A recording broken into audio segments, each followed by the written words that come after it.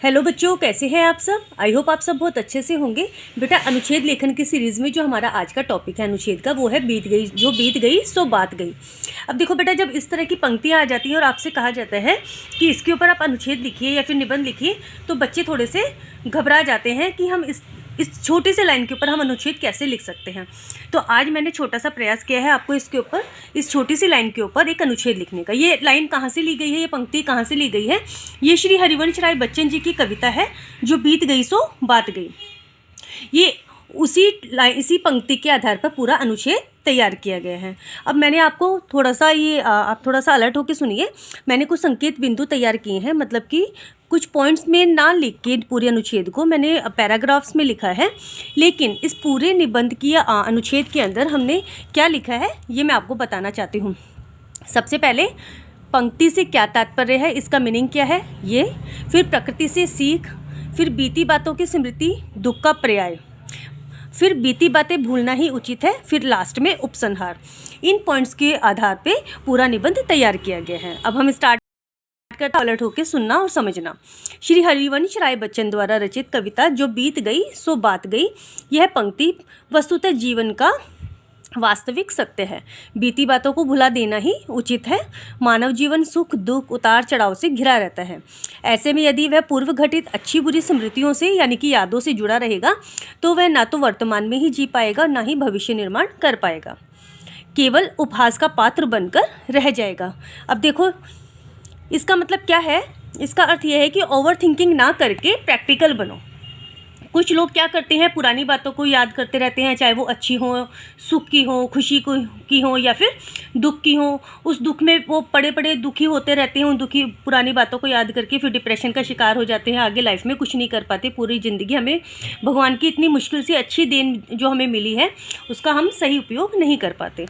ठीक है, इन लाइनों का कुल मिला के जो हम बात कर रहे हैं उसका मीनिंग ये निकलता है।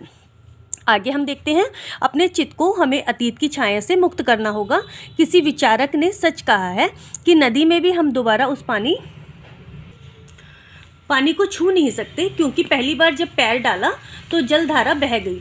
उसी तरह जीवन धारा भी पल पल बह रही है, अर्थात जीवन क्षण क्षण करके समाप्त होता जा रहा है, आगे बढ़ता जा रहा है।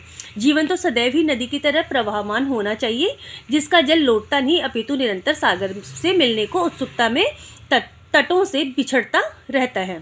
तारे टूटने पर क्या आसमान को शोक होता है? क्या वो आसमान शोक करता है? मिट्टी से बना घड़ा मिट्टी में मिलकर फिर नवनिर्माण करता है।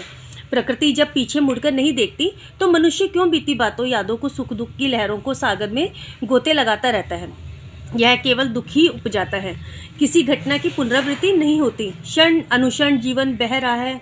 हमने आज़ादी प्राप्त की सुंदर वर्तमान और भविष्य के लिए। वर्तमान और भविष्य सुरक्षित करने के लिए औद्योगिक और तकनीकी स्तर पर समृद्ध हुए। ऐसे में मानव को भी वर्तमान एवं भविष्य को संपूर्ण एवं समग्र रूप से जीने के लिए बीती बातों को भुला देना चाहिए। बीती बात केवल निराशा का अवसाद ही लाएंगी, चाहे वे सुख से जुड़ी हों या दुख से। जिस प्रकार जीवन के लिए सांस लेना जरूरी है, उसी प्रकार अविराम गतिशील जीवन के लिए बीती बातें भूल जाना आवश्यक है। अब इसका हम एंड कैसे करेंगे? कुछ पंक्तियों के द्वारा। गिरजा कुमार माथुर ने अत्यंत सुंदर शब्दों में अपनी कविता में कहा है, क्या कहा है?